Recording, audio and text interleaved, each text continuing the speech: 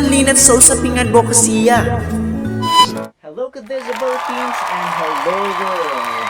So welcome again sa Usaping Adbokasiya.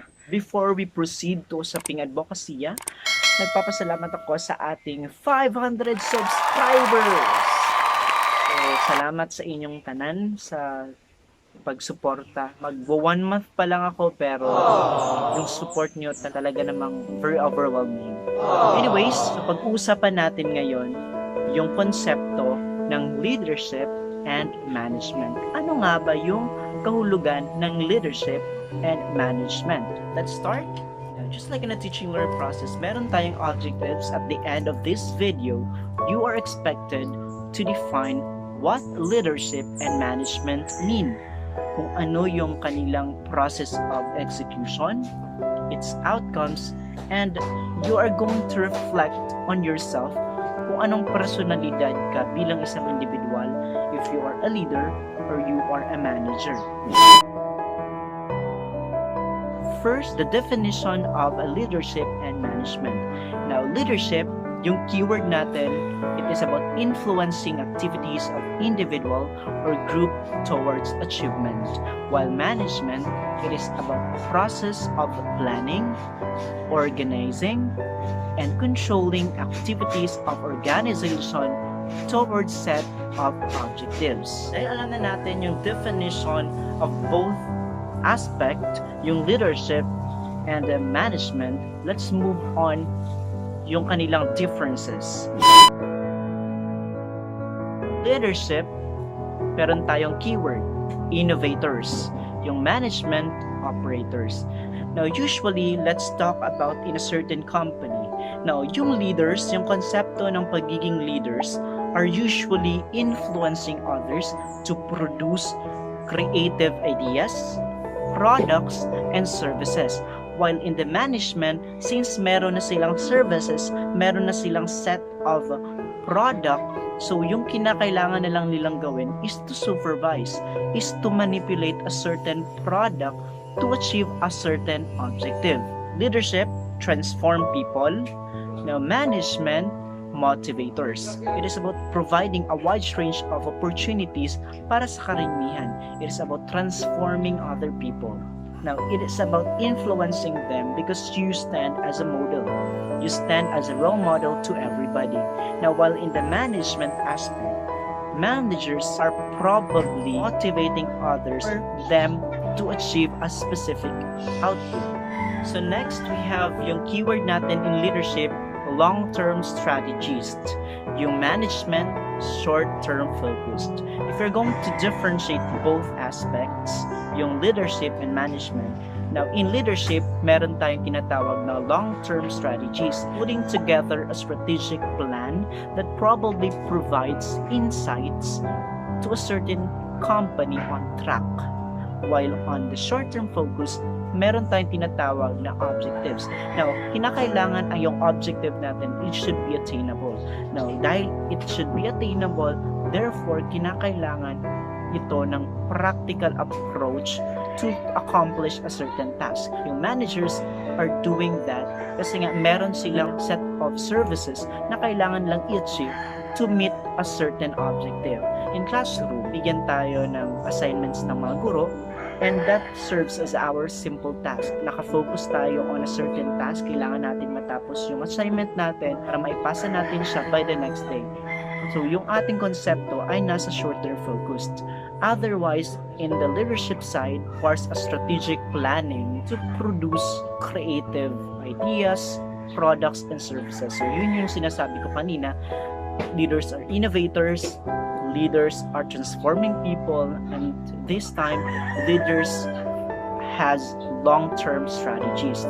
Now, managers also are operators, are motivators, and has short-term focused. Leadership, yung keyword natin, dynamic, pioneer. In the management side, meron tayong fixed or settler. In the leadership, kapag sinasabi natin dynamic, there is a constant change. Nagbabago yung certain situation. Yung konsepto ng pagiging fixed ng program, so mahirap na yun buwagin. So yung nangyayari is there will be modification. Now, pag modification, kaunting pagbabago lamang, Meaning, kaunting pag-aayos ng services para ma-solve yung problema. In the leadership side naman, nagkakaroon ng pagbabago kasi nga alam nila yung solusyon nila ay hindi akma doon sa problema. Kaya nagkakaroon ng changes at yun yung maganda doon in the leadership side. They know how to adjust to problem if ever may mag-arise na problema in a certain organization. Natin in leadership, dynamic, there will be changes. Now in the management, it is fixed, it is settler, so merong modification. Konting pagsasaayos lang, while in the leadership, merong changes talaga na nangyayari. Pagbabago yung nangyayari. As leadership, we have value-driven. Now, management, output-oriented. Now, kapag sinasabi nating value-driven, napapasok na natin dito yung social, economic, yung emotional natin, and business values. Social, it is about dealing other people with proper decorum. Now, in the management side, it is output-driven. It is literally based on objective and criteria. Kasi nga meron silang fixed project na kailangan nilang tapusin. So, yung nangyayari, kailangan nilang sundin yung mga criteria and guidance para ma-achieve yung tinatawag nilang objective, yung set of objective. Now, just like yung value-driven and output-driven, pwede natin siya matatalakay in the concept of competition. Now, in the leadership side, yung konsepto ng value-driven, it is about beyond winning. Ano nga ba yung makukuha ng ibang tao kapag mananalo ka? Ito ba ay nakaka-inspire ka ng ibang tao? Bago ka ng pananaw ng isang tao? While in the management side, yung output-driven natin, it is about to win lamang. Yung konsepto nila is to win. Mananalo ako. We have in leadership, it generates enthusiasm. Now, in management, it is work-oriented. Now, medyo nakaka-relate ako sa keywords na ito kasi nga I am also a full-fledged teacher. I am a newly hired teacher and I am also a youth advocate. Yung leadership side ko, it usually generates enthusiasm na kailangan if you lead a certain organization, kailangan good vibes lang. Motivating your co-members. Hindi dapat stress yung binibigay mo sa miyembro. In the management side, yung managers are usually work-oriented. Just like in my case, as a teacher, now I am also work-oriented, especially in the school forms. For as long as you are passionate about what you are doing, in everything you do, so minsan, masasanay ka din. Now for the last keyword, meron tayo in the leadership, meron tayong influence. In the management, meron tayong control. Now, bakit influence? Kasi nga sabi ko kanina, it is about transforming other people. It is about influencing other people to produce creative ideas, projects, and services for the betterment of an organization. Nagkakaroon ng freedom kasi nga everybody is free to express their opinions, their ideas among the members of an organization. While in the management side, nagkakaroon ng control in a certain services. Merong division of work. So, nangyayari, nagkakaroon ng independent task yung mga member. Kasi nga, kailangan nila i-accomplish yung certain task for a short period of time para ma-accomplish yung certain objective na kanilang gustong ma-meet. So, ngayon, babalikan natin yung mga keywords natin concerning the differences between leadership and management.